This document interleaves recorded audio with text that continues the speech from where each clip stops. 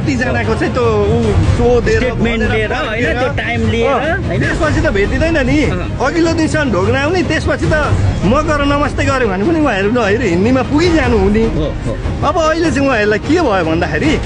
हामीले 5 वर्षमा ढाँट्ने कुरा त हर्क साङपाङको टिमले त सबै गरिदिँदै गयो त अब अर्को आउने साल त केमा ढाँटेर हामीले जित्ने भोट के माग्ने एजेन्डी ल्याउँला भन्ने एजेन्डा थियो त्यो पनि ल्याइसकेको अब यस्तो बाटोघाटो देखाएर ढाँटेर चाहिँ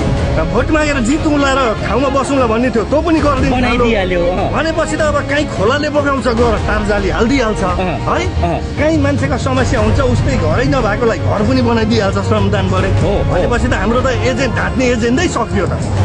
ढाँट्ने एजेन्डा सकिएपछि त हामी ठाउँमा कसरी पुग्ने त भनेर उहाँहरूको मनमा चाहिँ ढ्याङ्ग्रो बजेछ अहिले चाहिँ ढ्याङ्ग्रो बजेर उहाँहरू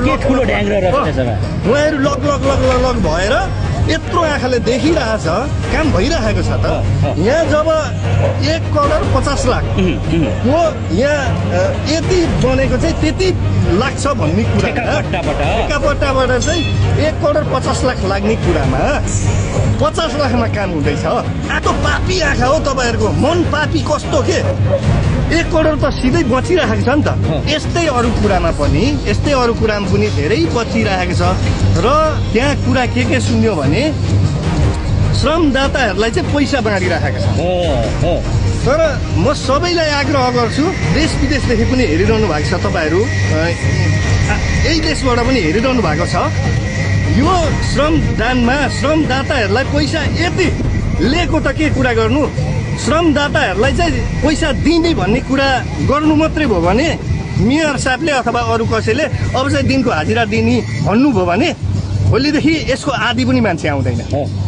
हामी नै आउँदैनौँ यहाँ श्रमदान गरेको चाहिँ अलिकति पैसा दिन थाल्ने दिनको भन्नुभयो भने हामी आउँदैनौँ देश विदेशमा हुनुहुन्छ उहाँहरू आफू पुग्न नसके पनि त्यहाँ त्यत्रो काम भइराखेर छ हाम्रो पनि केही योगदान होस् है भनेर पठाइदिनु भएको छ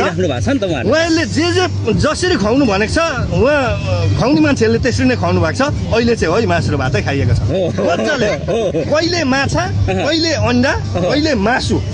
अब काम पनि गरिएको छ खाइएको पनि छ तर यो खाएको चाहिँ ढाँटेर लुटेर चोरेर होइन है श्रमदानमा एउटा श्रमदाताहरूले खाने भनेको त्यो चाहिँ हो है त्यो चाहिँ हो त्यो चाहिँ अहिले पछिबाट पठाउन थाल्नु भयो नभए गोजीमा चाउचाउ बोकेर घरैबाट गएर हामीले पाइप तानेकै हो त पानी 1 बोतल लगेर बाढी खाएर गरेकै हो तर अहिले त यो अवस्था देखेर उहाँहरूको मन पलाएर चाहिँ उहाँहरूले पठाइदिनु भएको छ खुवाउनु भनेर उहाँले खुवाउनु भएको छ त्यो चाहिँ खाइएको छ शुद्ध रूपले सबैले बुझिदिनु होला मासु र भात चाहिँ खाइएको छ र पसिना बगाइएको छ र